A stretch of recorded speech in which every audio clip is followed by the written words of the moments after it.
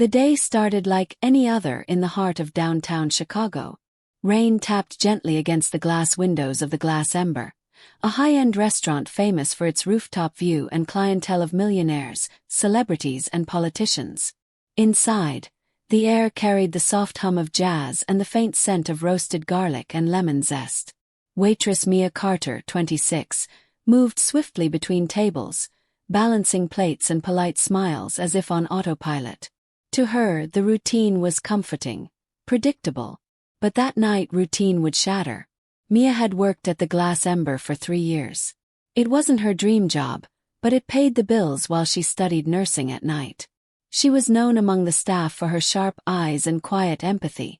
She noticed things others didn't. The chef once joked that Mia could spot a crack in a wine glass from across the room. She smiled, not realizing how true that ability would soon become, and how it would save a life. That evening, a storm brewed over the skyline. Tables were reserved for an exclusive private dinner, the Ellington family. The name made everyone on staff straighten up. Richard Ellington, billionaire tech investor, was one of the most powerful men in the country. He was dining with his wife, Clara, and their 12-year-old son, Evan. Word spread fast. They were celebrating a new business deal worth billions. The restaurant manager, Mr. Dalton, briefed the team like a general before battle. Everything must be perfect. No mistakes. They're important guests. Media eyes are everywhere tonight, he said, glancing at Mia. You'll serve their table, Carter. You're the most reliable. Mia nodded. Got it, sir. She didn't feel nervous, not yet. She'd handled VIP guests before. But when the Ellingtons arrived, the atmosphere shifted. A fleet of black cars pulled up outside. Security lined the entrance. The boy, Evan, stepped out first, wearing a pressed blazer and a shy smile. His parents followed, elegant, controlled, untouchable. Cameras flashed as they entered, and the restaurant seemed to hold its breath. When Mia greeted them, she noticed something, small but strange. Evan rubbed his arm repeatedly, blinking slower than normal. His cheeks looked pale, and his hands trembled slightly as he clutched the menu. Mia smiled kindly. Good evening, Mr. and Mrs. Ellington. And hello there, Evan. Can I start you off with something to drink? Sparkling water for us, Clara said curtly, not even looking up. And for my son, just juice. Orange juice, please, Evan whispered, his voice faint. Mia nodded, making a mental note of how quiet he sounded. Kids his age usually fidgeted, asked questions, or stared at the fancy chandelier above. But Evan just sat there, blinking, his fingers twitching. Something wasn't right. Back in the kitchen, Mia filled the order, but her thoughts lingered. She'd spent time volunteering at hospitals. She'd seen kids with similar symptoms. Pale skin, trembling hands, distant focus. Maybe low blood sugar. Dehydration. Allergic reaction. She couldn't tell yet, but she decided to keep an eye on him. When she brought the drinks, Clara barely acknowledged her presence. We'll order in a few minutes, she said, tapping on her phone. Richard scrolled through business emails, completely absorbed. Evan sipped his juice, wincing slightly as if the light bothered his eyes. He leaned on his arm. Mia noticed a subtle bluish tint under his fingernails. Her instincts whispered again, something's off. As the meal went on, tension simmered beneath the surface. Clara and Richard talked mostly about business. Evan ate little. Halfway through dinner, he dropped his fork. The sound made Clara frown. Evan, please. Sit properly, she said sharply. I'm sorry, he murmured. His voice cracked, his eyes unfocused. Mia knelt to pick up the fork, and that's when she saw it clearly. Evan's pupils were dilated unevenly. His breathing was shallow. The color had drained from his face entirely. Her nursing training flashed through her mind like lightning. Uneven pupils, tremors, pale skin, neurological distress. Are you okay, sweetheart? She asked gently. Evan blinked, trying to speak, but his words came out slurred. I feel dizzy. Mia looked up at Clara, alarmed. "Ma'am, I think your son isn't feeling well." Clara sighed impatiently. "He's fine. He's just tired. He's been up since early morning. Please just bring the next course." Mia hesitated. "Ma'am, with respect, I think he might need medical attention." Richard's cold voice cut in. "We said he's fine." His gaze was sharp, intimidating. "Do your job, miss." Mia nodded quickly, backing away, though her heart pounded. She returned to the kitchen, her mind racing. Something inside told her not to ignore this. Not this time. She'd seen that look, the distant stare of someone about to collapse. Her co-worker Lena whispered, "You okay, Mia? You look spooked." "It's the kid," Mia said quietly. "He's showing signs of something neurological. I don't like it." "Then tell Dalton." "I did. He said not to make a scene. They're billionaires, we can't upset them." Mia bit her lip, torn between duty and fear. Every part of her screamed to act, but one wrong move could cost her job. Still, she couldn't shake the image of Evan's shaking hands. Minutes later, as the second course was served, lobster bisque, Mia approached again. Evan didn't touch his spoon. He looked pale as paper. His lips quivered. Then, before anyone could react, his body jerked violently. The spoon clattered from his grasp, and he collapsed sideways in his chair. "Evan!" Clara screamed, her voice slicing through the music. Chaos erupted. Guests turned. Richard leapt up, grabbing his son, but the boy's body was stiff, convulsing. Mia rushed forward, instinct taking over. "Everyone move back," she yelled, kneeling beside him. "What are you doing?" Richard barked. "I'm trained in first aid," she said firmly. "He's seizing." She gently turned Evan on his side, cushioning his head with a folded napkin, clearing the area around him. Clara sobbed, trembling. "What's happening to him?" "Call 911, Mia ordered. "Now!" Richard froze for a second, then fumbled for his phone. The restaurant fell silent except for Clara's sobs and Evan's shallow gasps. Mia watched his lips. They were turning bluish. Oxygen deprivation. She loosened his collar. "Stay with me, Evan. You're okay. You're gonna be okay," she whispered. The paramedics arrived minutes later, guided by the manager. They examined Evan quickly. "Possible allergic reaction," one said. "We need to get him out now." But something didn't add up for Mia. The symptoms weren't just allergic. The tremors, speech issues, bluish fingers. It looked more like poisoning. Her stomach twisted. Poisoning. In a billionaire's family dinner. As the medics wheeled Evan out, Mia noticed Clara's trembling hands covered in diamond rings, and one faint red stain on her napkin. She looked closer. It wasn't wine. It looked like a residue. Her heart stopped.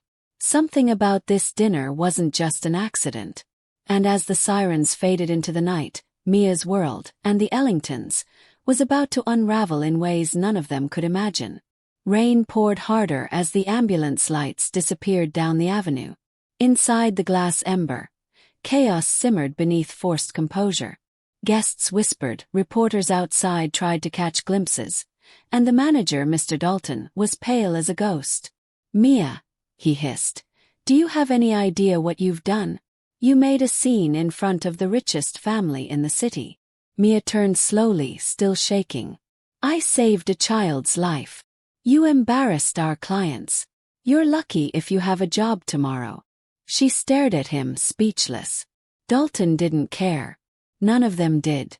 All they saw was reputation, not reality.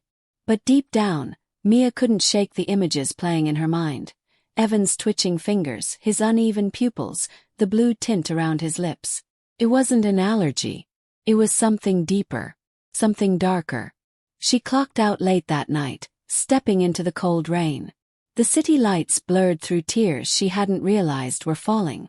Somewhere across town, a 12-year-old boy lay in a hospital bed fighting for his life, and she was the only one who'd noticed the signs before it was too late. The next morning she couldn't focus. She sat in her tiny apartment, scrolling through news headlines on her cracked phone. Billionaire's son hospitalized during private dinner.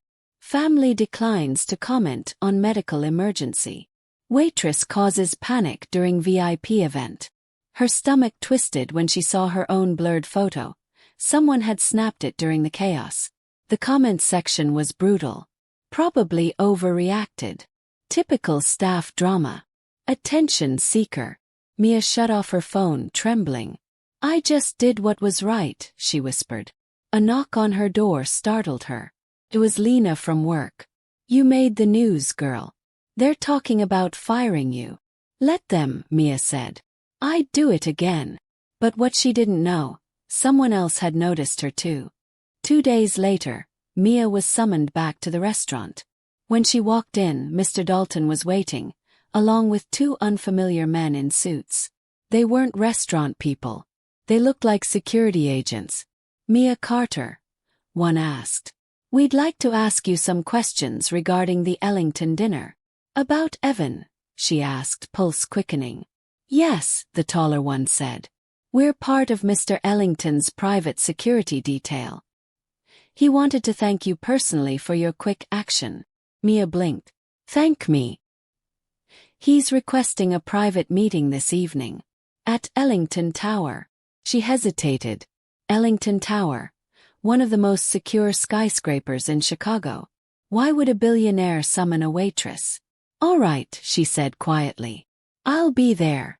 That evening, as Mia entered the marble lobby of Ellington Tower, the scale of it hit her. Security guards, polished floors, towering chandeliers.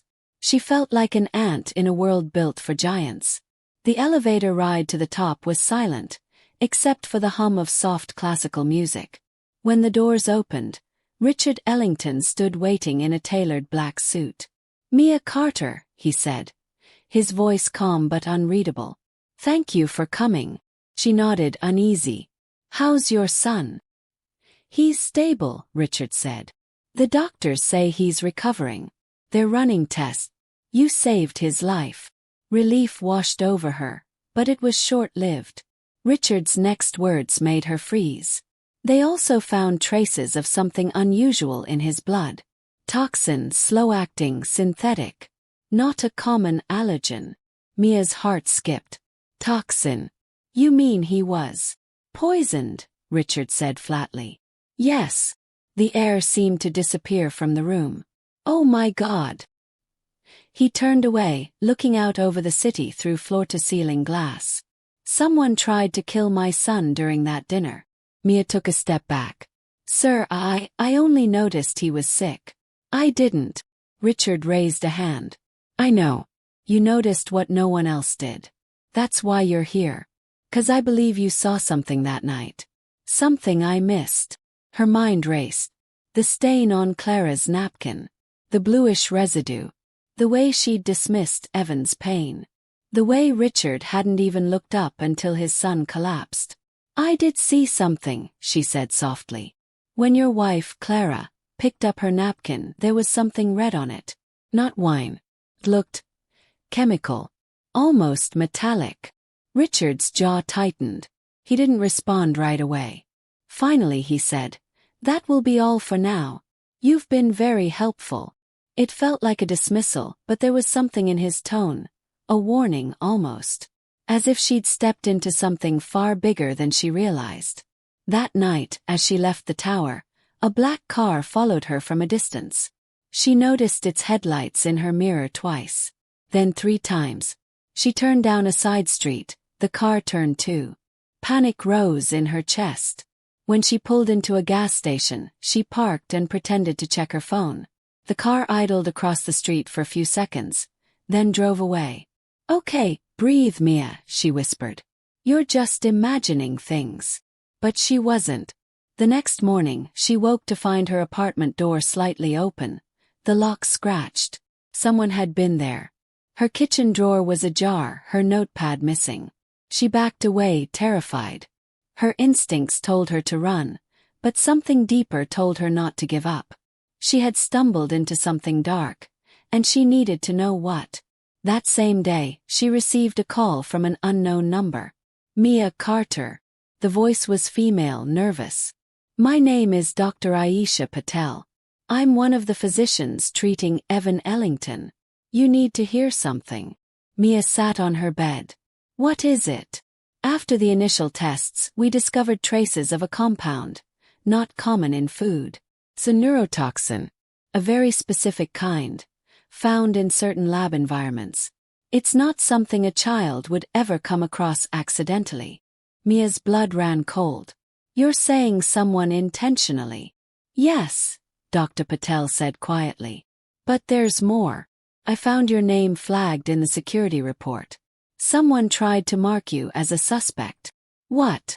Mia's voice broke. I didn't even touch his food. I know, Dr. Patel said. That's why I'm calling you. Be careful.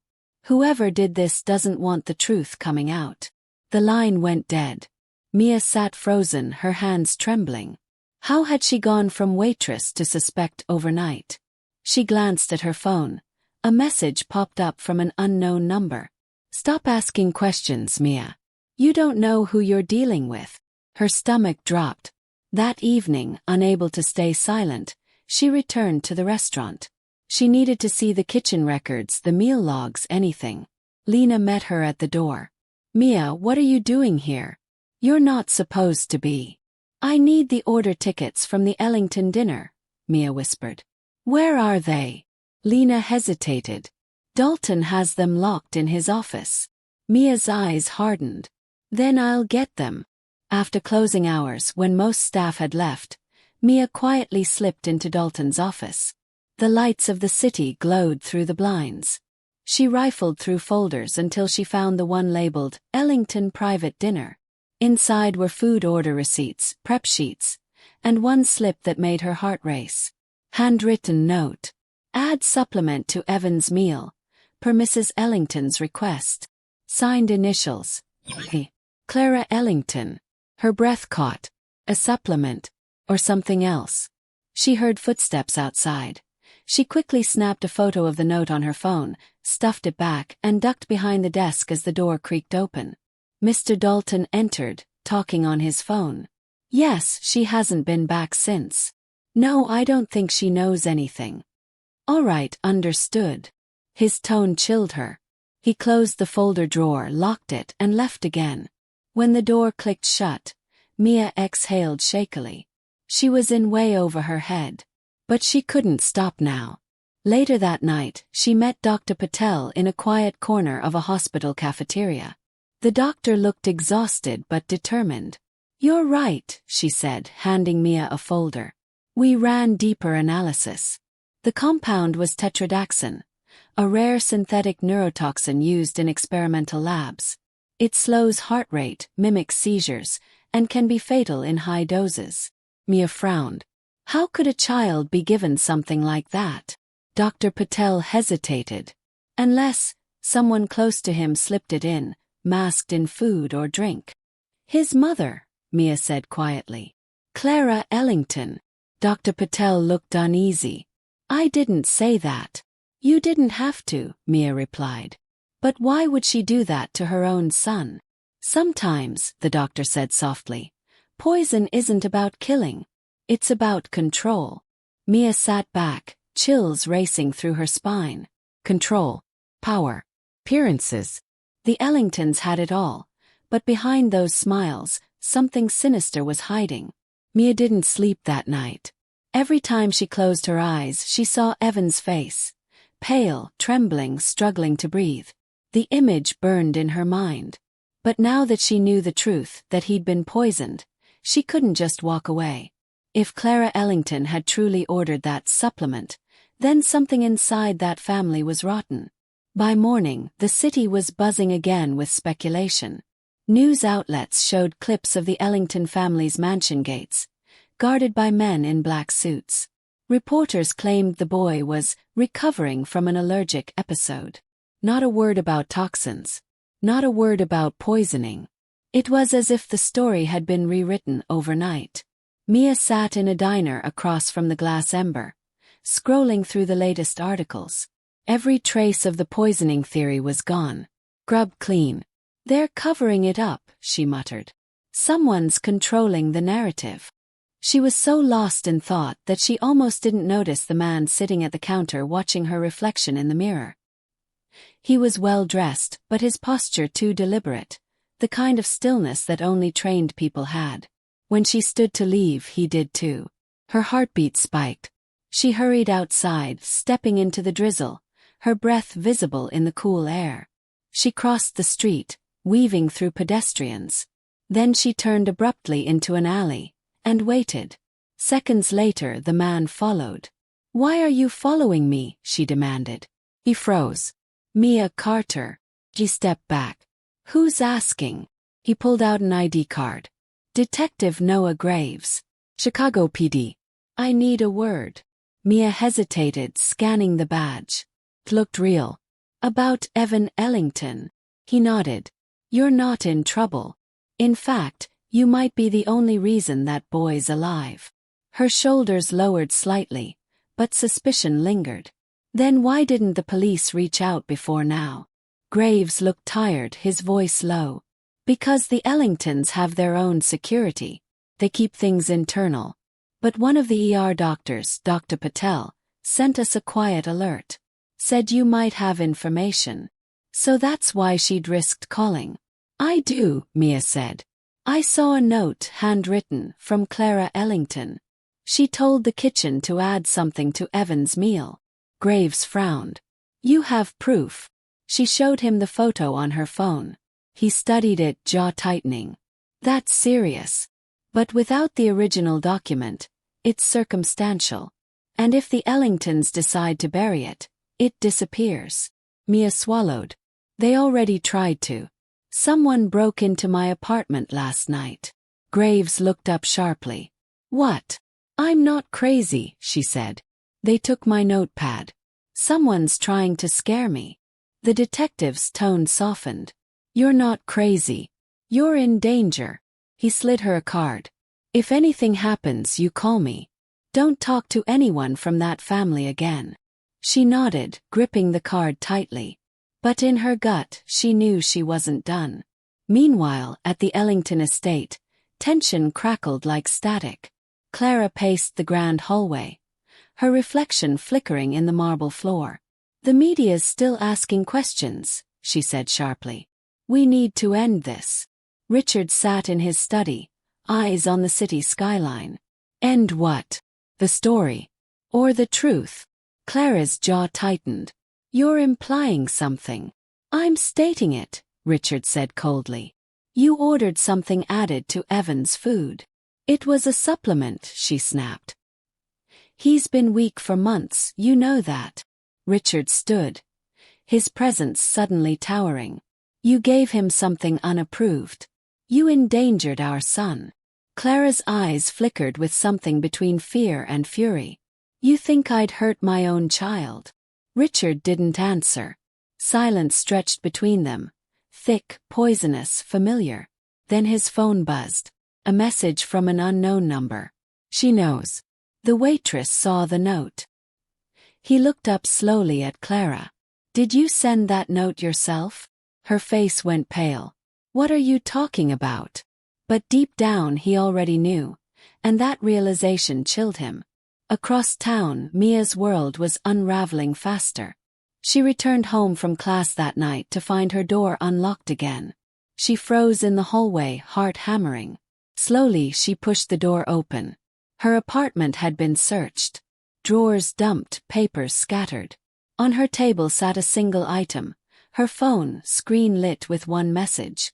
"You should have kept your mouth shut." She dropped the phone, backing toward the door. But before she could move, a shadow shifted behind her. A hand clamped over her mouth. She tried to scream, kicking wildly, but the grip was iron strong. A voice hissed in her ear. "Stop asking questions, Miss Carter. Some people's lives are worth more than yours." Then the shadow released her and vanished into the stairwell. She stumbled into the hallway, gasping, trembling. For the first time, she realized this wasn't just about a boy getting sick. This was about money, reputation, and power, the kind that erased people like her. The next morning, Detective Graves met her at a cafe downtown. She looked pale, eyes red. They came to my apartment, she whispered. They know I talked to you. He nodded grimly. We'll get you under temporary protection. But Mia, I need to know. Did you notice anyone else near the boy that night? Anyone acting strange? She thought back, the servers, the chef, the Ellingtons. Then she remembered something. There was a woman with them, not a guest.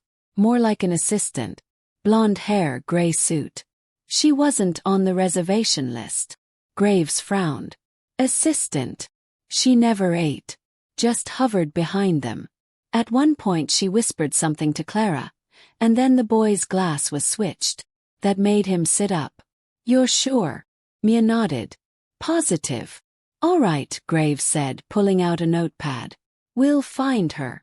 But before they could act, the cafe television flickered with breaking news. Tragic update. Evan Ellington back in intensive care after sudden relapse. Mia's heart dropped.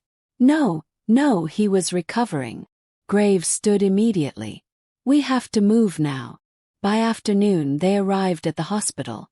Dr. Patel met them at the entrance, panic in her eyes. They transferred Evan to a private wing last night, security-only access.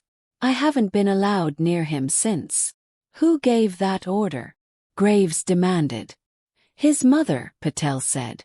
Clara Ellington. Mia clenched her fists. She's keeping him isolated. Graves turned to Mia. Stay here. Let me talk to the attending officer. But Mia couldn't. As the detective walked away, she spotted a familiar figure entering the elevator, the blonde assistant from the restaurant. Same gray suit. Same cold composure. Without thinking, Mia followed. The elevator doors closed, rising toward the restricted floor. The woman didn't notice her at first. When she finally turned, recognition flickered in her eyes. You're the waitress, the woman said, voice icy.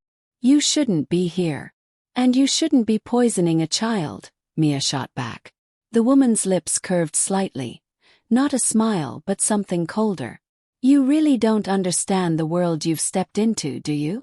Try me, Mia said. The woman leaned closer. When people like the Ellingtons decide what happens, everyone else just plays along. You think you're a hero. You're a problem. The elevator stopped at the 12th floor. Before the doors opened, the woman whispered, If you care about that boy, walk away. Now. Mia stepped out slowly, heart pounding. The woman disappeared down the hall, slipping through a secured door marked Private Wing. Authorized personnel only. She turned a corner and froze. Through a glass panel, she saw Evan's hospital room. The boy lay motionless, machines beeping softly. Clara Ellington sat beside him, holding his hand, her face unreadable.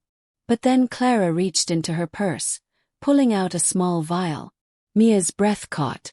She knew that vial, the same kind she'd seen in the restaurant, carried by that assistant. Mia's instincts screamed. She dashed to the nurse's station. You need to stop her, she shouted. She's about to. But before she could finish, 2 security guards grabbed her by the arms. Ma'am, you need to leave. Listen to me, she yelled, struggling. That woman's hurting her son.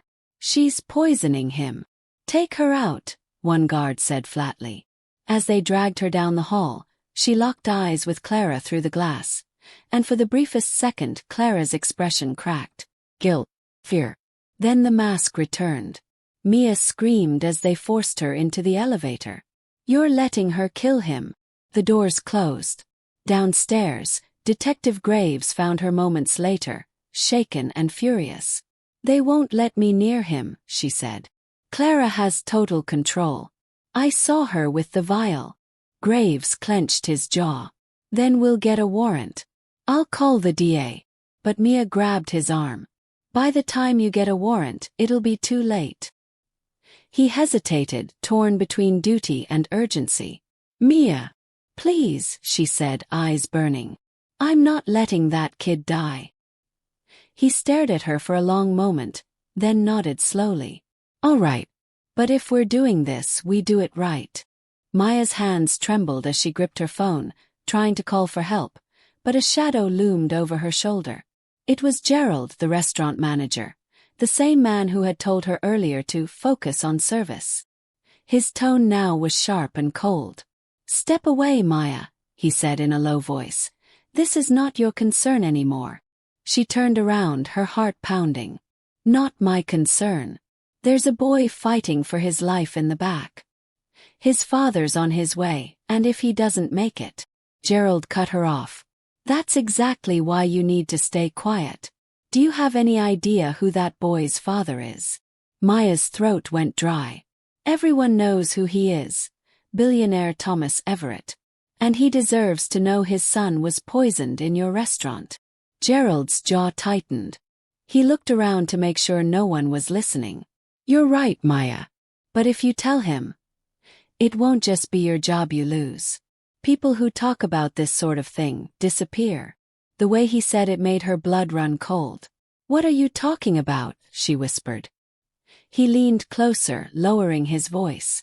"The Everetts have enemies, serious ones.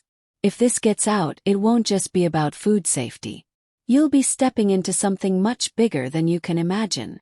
Before Maya could respond, the sound of heavy footsteps echoed through the hall. The restaurant door burst open, and Thomas Everett himself strode in, tall, commanding, dressed in a black tailored suit.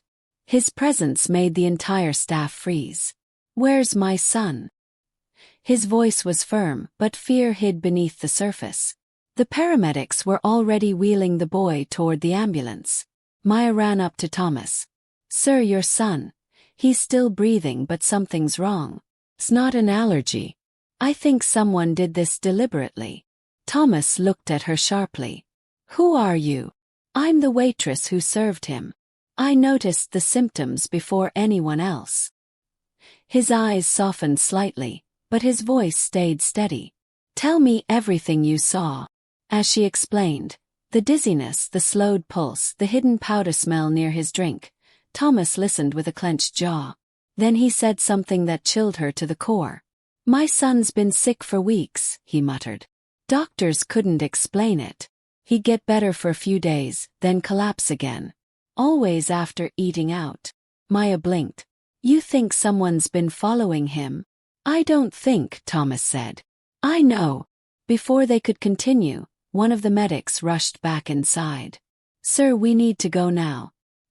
He's stabilizing, but we need to keep him under observation." Thomas nodded and turned to Maya. "Come with me." "What?" she said, startled. "You're the only one who noticed what was happening. You're coming to the hospital." Gerald immediately intervened. "Sir, that's not necessary. She's just a waitress. I'll provide any information you need." But Thomas's piercing gaze landed on him. "And who are you?" "The manager, sir," Gerald said, straightening up. Thomas stared at him for a moment too long. "Then you should have noticed what was happening before she did." The billionaire turned back to Maya. "Let's go." The ride to the hospital was silent at first. Maya sat across from Thomas in the back seat of his sleek black SUV. Her hands clasped tight. Through the tinted windows, city lights blurred past, glowing streaks of gold and blue against the night. Finally, Thomas broke the silence. "You said you smelled something strange in the drink." "Yes. Like bitter almonds," Maya said quietly. "It was faint, but I've worked in restaurants for years. I know that smell doesn't belong in an orange soda." Thomas's eyes widened slightly. "Bitter almonds. Cyanide." Maya's breath hitched. "You think that's what it was?" He nodded slowly. "I've dealt with enough threats to know the signs. My company's been in a legal war for months. Cyber attacks, bribery attempts, people trying to get at me through my family. But this," he shook his head. "This is different." Maya looked at him, seeing not the powerful billionaire she'd only ever read about, but a father terrified of losing his son. At the hospital, doctors rushed the boy, Ethan Everett, into intensive care. Maya waited outside with Thomas, pacing anxiously. The ticking of the hallway clock grew unbearable. A doctor finally emerged, removing his gloves. "He's stable," he said. "We flushed out a toxic compound before it reached critical levels. Whoever recognized the symptoms early saved his life." Thomas turned to Maya. His eyes filled with gratitude. That was you. Maya exhaled, trembling. I just did what anyone would have done. But Thomas shook his head. No. Everyone else ignored him. You didn't. Hours later, after ensuring Ethan was safe, Thomas asked Maya to sit with him in the hospital cafeteria. He looked exhausted but calm now, his demeanor shifting from panic to quiet calculation. I need to ask you something, he said. Did anyone seem nervous before the meal? Anyone from the staff? Maya thought back. There was one thing. When the food was ready, I went to pick up the tray, and Gerald stopped me. He said he'd deliver it himself. But later when I checked, the plate was slightly moved, like someone added something. Thomas's gaze hardened. Gerald. Maya hesitated. You think he... Aside. Gerald used to work at one of my subsidiary hotels. I fired him 3 years ago for embezzlement. He must have changed his name when he got the job here. Maya's jaw dropped. He's been working under a fake identity. Thomas nodded grimly. If he's involved, he wasn't working alone. Someone wants to hurt me, and they were willing to use my son to do it. Maya swallowed. What do we do now? Thomas leaned back. You've already done your part, but if you're willing, I could use your help finding out who's behind this. Maya blinked. You want me to help you investigate? He smiled faintly. You noticed what a dozen professionals didn't. That tells me you have instincts. And I trust instincts. Later that night, Maya returned to the restaurant with 2 of Thomas's private security agents. The building was closed, lights dimmed. Gerald's office door was locked, but the guards broke it open. Inside, the air smelled faintly of coffee and old paper. Files were scattered across the desk, but one drawer caught Maya's eye. It was slightly ajar. She pulled it open and froze. Inside were vials, small and labeled in code. And tucked beneath them, a photograph. It showed Gerald shaking hands with another man, one Maya recognized instantly from news articles. Victor Hale, a rival billionaire known for his ruthless tactics and recent feud with Thomas Everett over a tech merger. Oh my God, Maya whispered. He's working for Victor Hale. One of the guards photographed everything and called Thomas immediately. Within minutes, Thomas arrived with police officers. Gerald was found trying to flee through the alley, but he didn't make it far. Under interrogation, he confessed everything. Hale had approached him months ago, promising money and a new identity if he helped send a message to Thomas Everett. Gerald didn't know what the poison would do. He just followed instructions. When the police took him away, Thomas turned to Maya with visible relief. You just saved my son's life and mine. Maya exhaled shakily. I just did what anyone would have done. Thomas smiled softly. No, Maya. Most people ignore the small things.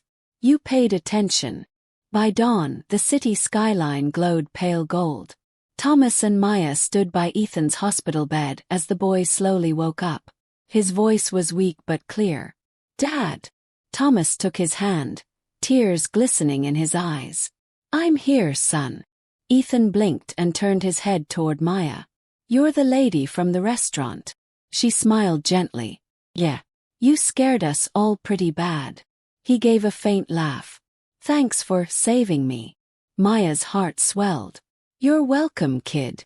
As sunlight streamed through the window, Thomas looked at her and said, You know, I've spent my life surrounded by people who notice everything about money, but nothing about people. You changed that tonight. Maya smiled softly. Sometimes the smallest details are the ones that matter most. For the first time in hours, the hospital room was peaceful. The soft hum of machines faded under the quiet relief that hung in the air. Ethan Everett, the billionaire's only son, was safe. But for Maya, the night was far from over. She sat quietly near the window, watching the city awaken. The skyline glimmered in early sunlight, as if nothing extraordinary had happened. But inside she knew everything had changed. Thomas Everett entered the room, his normally flawless composure showing cracks of exhaustion and gratitude. He looked at Maya and said quietly, "I spoke to the detectives. Gerald's confession matches the timeline you described. They found traces of the same toxin on the restaurant's delivery logs. It was slipped into the supplier chain weeks ago." Maya frowned. "So it wasn't just Gerald?" Thomas nodded. "No. He was just a pawn. Hale used him to plant the poison, hoping to make me vulnerable, to force me to withdraw from a merger deal worth billions. But he underestimated one thing." Maya tilted her head. "What's that?" Thomas's expression softened. "That someone would actually care enough to notice." Her heart skipped a beat. For a man of his stature, those words carried weight. But before she could reply, the door opened and a uniformed officer stepped inside. "Mr. Everett, we just received a warrant to arrest Victor Hale. The evidence your team provided was enough." "It's over." Thomas exhaled deeply, almost collapsing into a chair. "Over," he repeated like he was trying to believe it himself. The officer nodded, then turned to Maya. "Ma'am, your statement was crucial. You're the reason this case cracked so quickly." Maya looked surprised. "I just saw something that didn't look right." The officer smiled. "And that's what saves lives." When the officer left, Thomas turned to her. "You have no idea how rare that is, to act when something feels wrong. Most people second-guess their instincts. But you didn't." Maya shrugged lightly, trying to hide how much the words meant to her. "Guess I've always trusted my gut. It's what keeps me out of trouble." Thomas chuckled quietly. "In my world, it's what keeps people alive." Later that day, Thomas's security team escorted Maya back to her small apartment. It was modest, a worn couch, a cracked window, and a collection of photos of her younger brother, Danny, who she was raising alone after their parents passed. She hadn't told Thomas about him. It felt too personal. But as she stepped inside, she found him sitting on the floor with a half-built toy robot, waiting for her. "Maya, you're home." Danny jumped up and hugged her tight. "Where were you?" "I tried calling." She knelt, hugging him back. "I had to help someone last night, little man. But everything's okay now." Danny smiled, then frowned when he saw her uniform still stained from the chaos of the restaurant. "You got in trouble again." She laughed softly. "Something like that." Just then a knock echoed at the door. Maya frowned, opening it, and froze. Thomas Everett stood there, holding a simple paper bag and a faint smile. "I brought breakfast," he said. "I figured you haven't eaten." Maya blinked. How did you find my address?" He shrugged. "I have people who find things out. It's part of my job." Danny peeked from behind Maya. "Who's he?" Thomas smiled warmly. "Just someone who owes your sister more than he can ever repay." Maya's cheeks flushed. "Mr. Everett." He held up a hand. "Thomas, please." "Mr. Everett makes me sound older than I feel." They shared breakfast at her small kitchen table. Thomas, the billionaire in a crisp white shirt with sleeves rolled up, sitting among chipped mugs and cereal boxes. For the first time, Maya saw him without the weight of his empire, without the cameras or headlines. Just a father, grateful and human. Danny's eyes widened as he recognized him. "Wait, you're the guy from TV. You own the big tower downtown." Thomas chuckled. "I suppose I do." "Whoa," Danny said in awe. "You're like super rich." Thomas smiled, glancing at Maya. "Your sister's richer than I'll ever be. She saved something money can't buy." Over the next few days, news spread like wildfire. Billionaire's son saved from poisoning. Hero waitress exposes conspiracy. Cameras swarmed the restaurant, reporters shouted questions, and Maya's life flipped upside down. She wasn't used to attention. The spotlight made her nervous. But Thomas's PR team helped control the narrative, keeping her name out of tabloids as much as possible. When everything calmed down, Thomas invited Maya and Danny to visit his company's headquarters, a towering glass building overlooking the city. She almost said no, but Danny's excitement changed her mind. Inside, the lobby was all marble and chrome. Maya felt out of place among executives and assistants in tailored suits. But Thomas greeted her personally, walking her through a private corridor filled with city views. "I wanted to show you something," he said, leading her into a conference room. On the table sat a folder labeled Everett Foundation, Community Health Initiative. He handed it to her. "We're launching a new program for restaurant workers and low-income staff. Free medical training, symptom awareness, emergency response certification. You inspired it." Maya blinked. "I did." He nodded. "You noticed what trained professionals missed. If every restaurant had a Maya, more lives could be saved." Her throat tightened. "That's incredible." Thomas smiled softly. "I was hoping you'd consider helping run it. You'd be paid, of course, and you'd be doing what you're already good at." Maya was speechless. She'd spent years working double shifts just to pay rent. The idea of using her instincts, her heart, to save others was something she'd never imagined. "You're serious. As serious as a man whose son is alive because of you," he said quietly. Tears welled in her eyes. "I don't even know what to say." "Say yes," he replied gently. She laughed through the tears. "Yes." Months passed. Maya began working full-time at the Everett Foundation, coordinating training programs for restaurant staff across the city. Her story quietly inspired hundreds of people to act when something didn't seem right. She never sought fame, but her impact spread further than she realized. Danny thrived too. Thomas quietly helped him get into a good school, refusing to take credit. Ethan, now fully recovered, often visited Maya's office, bringing her coffee and jokes. A strange but beautiful friendship grew between their families. One afternoon, as the sun dipped behind the skyline, Thomas stood beside Maya on the foundation's rooftop garden. The air smelled of roses and city wind. Below them, the world buzzed with life, unaware that one woman's attention to a tiny symptom had changed the course of so many lives. Thomas looked at her and said softly, "You know, Maya, there's something I've learned from all this. Power doesn't always come from wealth or titles. Sometimes it comes from noticing, from caring when others don't." Maya smiled. "I think that's the best kind of power." He nodded. "You taught me that." For a moment, they stood in silence, watching the city lights flicker on one by one. The chaos of the past seemed far away now, replaced by peace, purpose, and quiet understanding. As the wind swept through her hair, Maya whispered, "I never thought a simple shift at the restaurant would change everything." Thomas smiled faintly. "It didn't just change my son's life. It changed mine." That night, as Maya walked home with Danny by her side, the city streets felt different, warmer, safer, alive with possibility. She looked up at the skyline and smiled. Because sometimes, heroes aren't born from power, fame, or fortune. Sometimes they're just people who notice what others ignore and act before it's too late.